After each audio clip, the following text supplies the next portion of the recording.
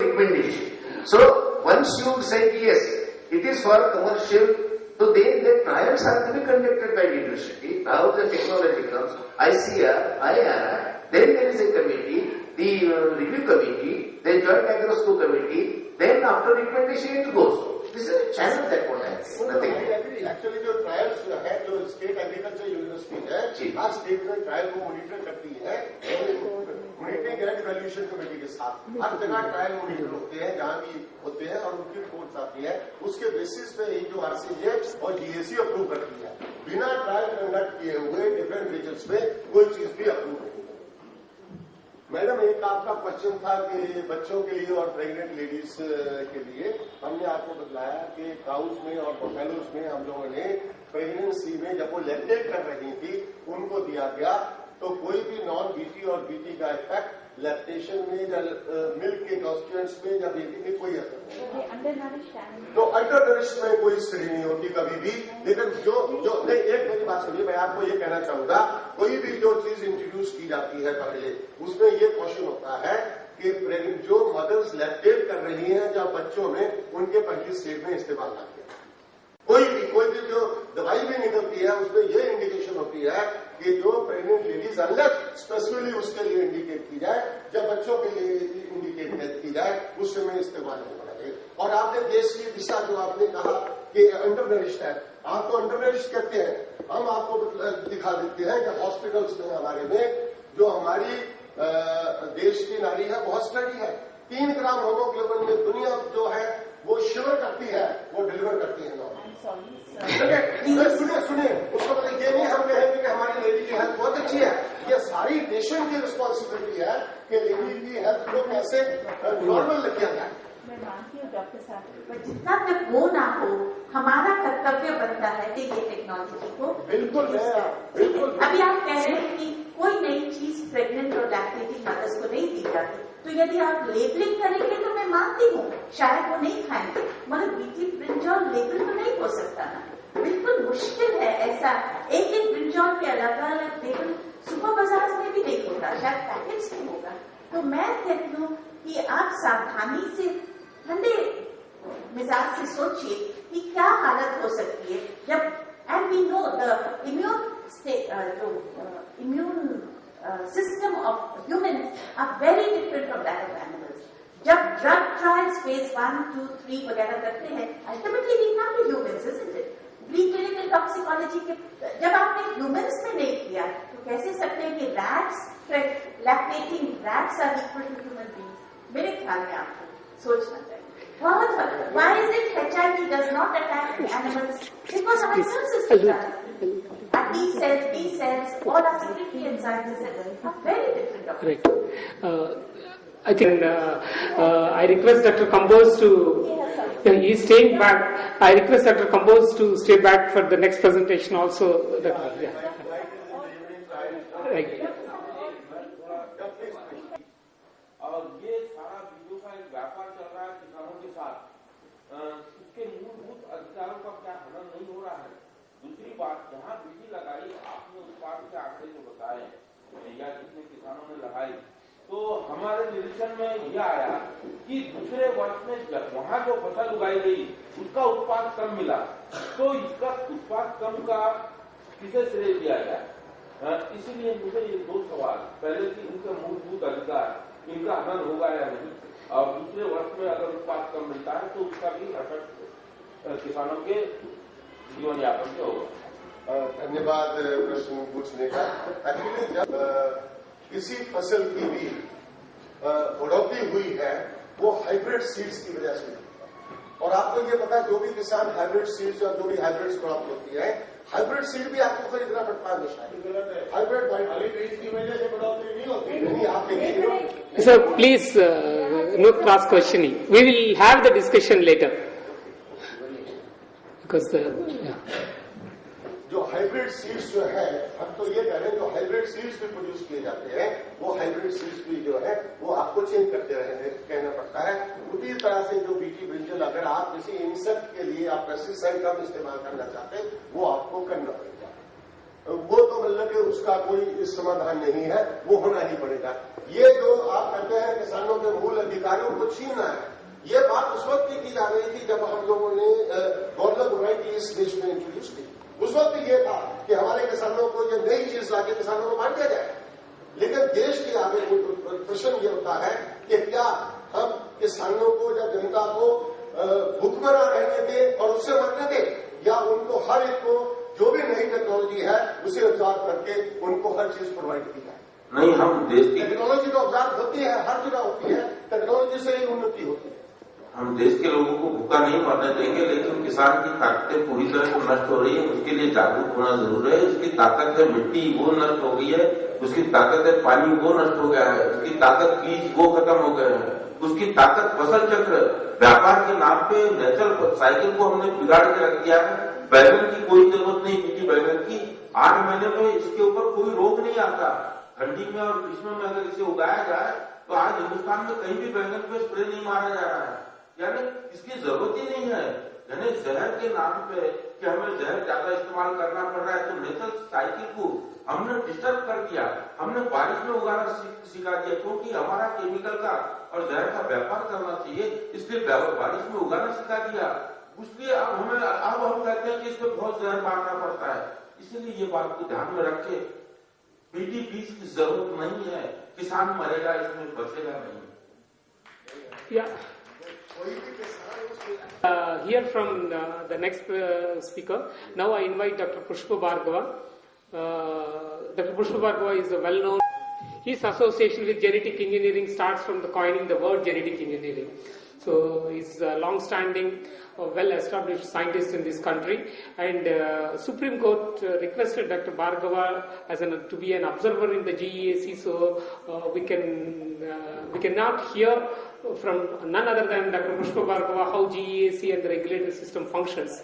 I request Dr. Pushpa Bhargava to make his presentation on can we really trust the regulatory system as is presented by Dr. Kamboj. Dr. Bhargava.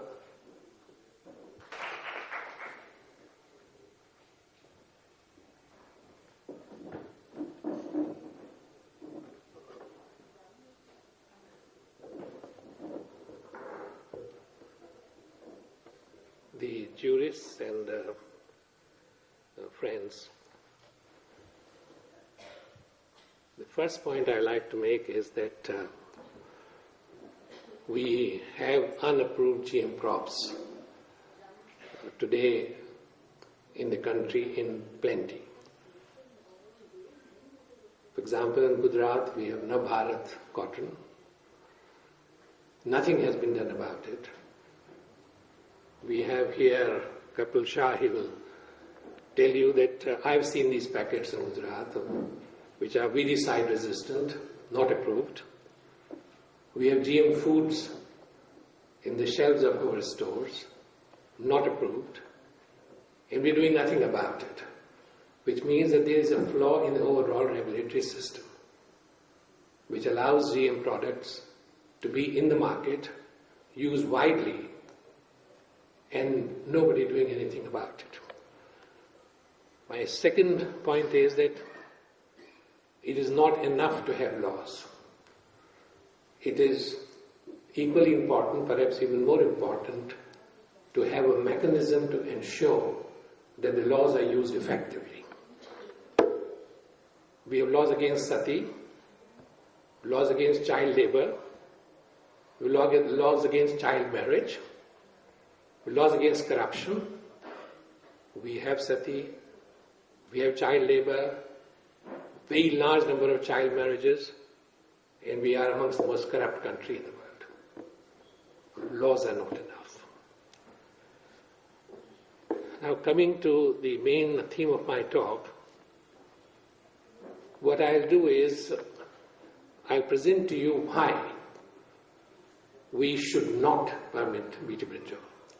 In that process, we will see that how our regulatory systems are ineffective, insufficient and ineffective. Before I do that, I think I owe it to you to explain to you why I have some right to speak on this area. Very few people know that the story of GM, genetic engineering, began with an article that I had the privilege of writing in Progress in Nucleic Acid Research and Molecular Biology in 1972. It's one of the most highly cited articles, scientific articles published from India, in which I reviewed at that time the information that was available at that time on attempts to put in non-viral nucleic acids into mammalian and plant cells. There were 600 papers, and the conclusion was that none of them was satisfactory. It was then became clear that for us to be able to put foreign nucleic acids into animal or plant cells, we must have ways of isolating the gene and then ways of ensuring, determining where it goes, and then making sure that it expresses itself. This is what happened when restriction enzymes were discovered. And my friend Paul Berg and others, that won the Nobel Prize for it, developed the technology of genetic engineering. I had the privilege of coining the term genetic engineering in 1973 in a syndicated article. But when Nature did some research, it turned out that someone else had done it the same year, a few months earlier, in an article in The Guardian.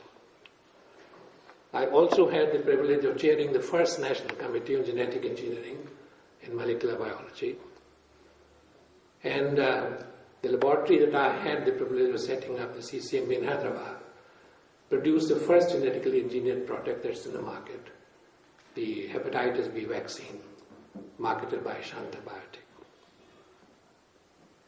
I am not against the technology of genetic engineering, but I am against its misuse or use in a way that it could harm our people. It is in this context that I would like to give you arguments as to why we do not need BT brinjal.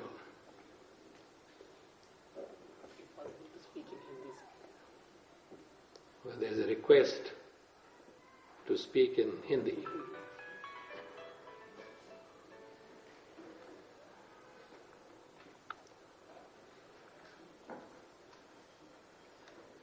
Hindi मेरी भाषा है, लेकिन मुझे hesitation होता है हिंदी बोलने के लिए, क्योंकि मुझे आदत नहीं है. मैं साउथ में रहता हूँ पिछले 60 साल से. तो अगर आप इजाजत दें तो मैं कुछ इंग्लिश में कहूँगा, कुछ हिंदी में कहूँगा. इसमें आपको कोई एतराज नहीं है. तो मेरा पहला पॉइंट ये है कि do we need BT brinjal, क्या हमें उसकी जरूरत है. हमने कोई सोशियो इकोनॉमिक सर्वे नहीं की है. हमने ये भी नहीं देखा है कि बीटी ब्रिंजॉल, ये ब्रिंजॉल का पेस्ट जो है वो सबसे अहम पेस्ट क्या है. The major pest is not the fruit and shoot borer against which BT brinjal is directed. It's another pest which we have not worried about. No farmer suicides on account of BT brinjal, those who cultivate brinjals. कोई farmer जो brinjal उगाता है उसने कोई suicide नहीं किया. हमारे पास कोई कमी नहीं है ब्रिंजॉल की इस वक्त. तो जो सोशो इकोनॉमिक सर्वे होना चाहिए था वो हमने नहीं किया है कि हमको क्या जरूरत है बीटी ब्रिंजॉल की ईल्ड बढ़ाने की. क्या हमें जरूरत है कि हम उसकी ईल्ड बढ़ाएं? अगर ऐसा भी है तो हमें जो उसका मेजर पेस्ट है उस पर अटैक करना चाहिए, not a minor pest. Second point, that suppose we find we need it. समझिए कि हमने ये सोचा कि इससे जरूरत है.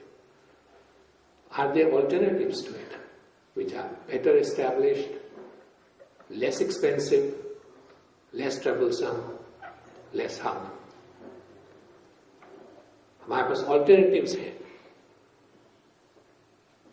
Organic farming, integrated pest management, use of biopesticides. मेरे पास यहाँ पर मौजूद हैं पेपर्स ICR के सपोर्ट की रिसर्च सपोर्ट करी है, जिन्होंने जिसमें कि IPM को यूज किया गया है ब्रिंजॉल के ऊपर. 2001 agriculture policy that was passed by our parliament, it is very clearly stated that integrated pest management must be used. When I was the Vice Chairman of National Knowledge Commission, there was a meeting jointly chaired by Mangla Rai and me. And it is on record, I can send you the proceedings of this meeting. एक meeting हुई थी जिसमें कि मंगला राय साहब ने और 50 लोग और थे ICAR के, ये कहा कि ICAR ने 84 या 85 क्रॉप्स पर इंटीग्रेटेड पेस्ट मैनेजमेंट का काम किया है, सक्सेसफुली काम किया है. उसमें कॉटन भी है, ब्रिंजॉल भी है. क्या वजह है कि हम इंटीग्रेटेड पेस्ट मैनेजमेंट नहीं इस्तेमाल कर रहे हैं? It's a question we are justified in asking, ICAR. In fact, integrated pest management was first used for cotton. It was developed for cotton. We did not need BT cotton. And we have the right to ask the government, why did you not use integrated pest management in cotton? इस सब के पीछे बहुत बड़ा रहस्य है जो कि आखिर में आपकी समझ में आ जाएगा. तीसरी बात,